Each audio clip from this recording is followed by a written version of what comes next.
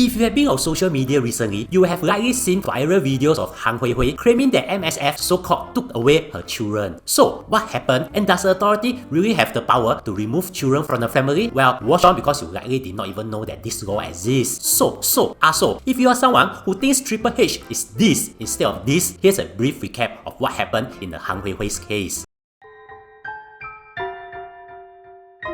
I wouldn't want to mislead anyone with Hui Hui's claims, so here's a backstory of what really happened. Miss Han is married with 3 children, and since August 2025, the police has been receiving multiple reports involving her household, including allegations of violence among Miss Han, her husband, and her mother-in-law. There were also allegations concerning the safety and welfare of the 3 children. Because of these reports, a Child Protection Specialist Center stepped in and put together a safety plan back in October 2025. Later, I'll explain more about this, but anyways, under this plan, the children's paternal grandmother was designated as the safe adult, basically someone trusted to oversee the kids' well-being at home. Miss Han and her husband both agreed to this arrangement, but things did not settle down. Then on 15 February, police were called yet again, this time over an alleged altercation between the grandmother and the children themselves. At that point, the designated safe adult, which is the grandmother, was now directly involved in an incident with the kids, and there were no other suitable safe adult available to step in. So the police made the call to remove the children under Section 11, Subsection 1 of the Children and Young Persons Act, which gives them the legal power to do so when the child's safety is at risk. Once again, don't be confused here. Later I'll explain more. On 19 February, Miss Han and her husband signed a voluntary care agreement with MSF, consenting for the children to remain in hospital while further arrangements were worked out. Both parents were given weekly supervised visits. Anyways, on 16 March, after MSF completed a social investigation, Miss Han was reunited with her children, and new safeguards were agreed on whereby new safe adults will be in. Now, if you think it seems drastic that a child needs to be removed, hold your horses. There's a reason why this system exists. After all, it wasn't too long ago that we realized that if a child isn't removed fast, the consequences will be fatal.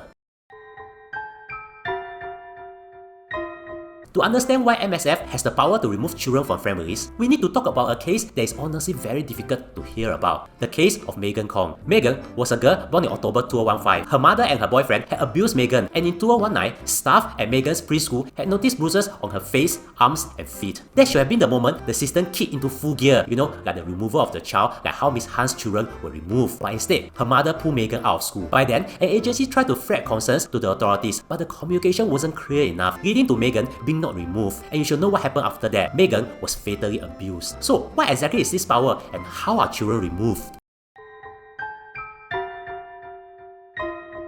Today's sponsor is Home Pro Gym. Want a gym inside your HDB room? You can do so with Home Pro Gym's stackable resistant bands. It's like a full gym at home. There's even a lifetime warranty and an app to guide you on the workouts. So check out the link in the description or scan this QR code. Now, back to the video. How does the process of removing a child actually work in Singapore, and how do we determine if we indeed need to remove a child from a family? Well, everything is governed by the Children and Young Persons Act, or CYPA, which covers anyone below 18 years old. It typically starts with a report. Anyone can report a suspected child abuse, be it neighbors, teachers, doctors, or relatives. Yeah, this means if you see your neighbor abusing a child, you can indeed help. Reports can also come from schools, hospitals, or social service agencies who notice something off. But it doesn't mean that once you have made a report, the children will be taken away immediately. Once a report comes in, MSF Protective Service, called PSV, will gather information from the child, the family, and any relevant professionals. This can be done over the phone, via video call, or through in-person visits. The idea is to assess how serious the situation is. If the risk is moderate, say for example, a parent using inappropriate or excessive discipline, but they are willing to receive help, the case might be handed to a community-based agency like a Child Protection Specialist Center or Family Service Center. These are external social service agencies that are run independently. If the child can still remain at home but the situation needs monitoring, a safety plan may be put in place. This is exactly what happened in Miss Han's case. The grandmother was initially designated as the safe adult under a safety plan that both parents agreed to. But if the situation is assessed as posing immediate danger to the child's safety, or if the child simply cannot remain safe with the parent and no alternative care arrangement is possible, that's when removal happens. That was what happened when the grandmother became for the lack of a better word, threat as well. And when that happened, Miss Han's household has no one to help ensure the safety of the children.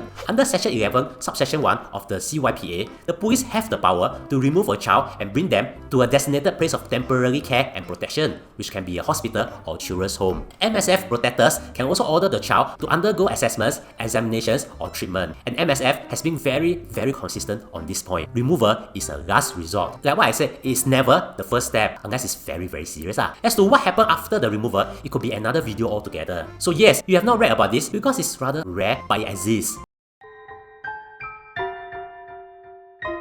Now, if this is the first time you have heard of this, then you should know this now. If you spot anything wrong, like your neighbor's kids being abused, you can also help to flag any concern to the authorities. Instead of saying, "Alamak, not my business, I also cannot do anything," you can call the National Anti-Violence and Sexual Harassment Helpline or call the police directly so that they can assess accordingly. In the meantime, if you see homeless people in Singapore, you should also do something else and it's not buying food for them. Watch this and you understand. Thank you for spending almost 5 minutes with me. I really appreciate it and hope you learned something.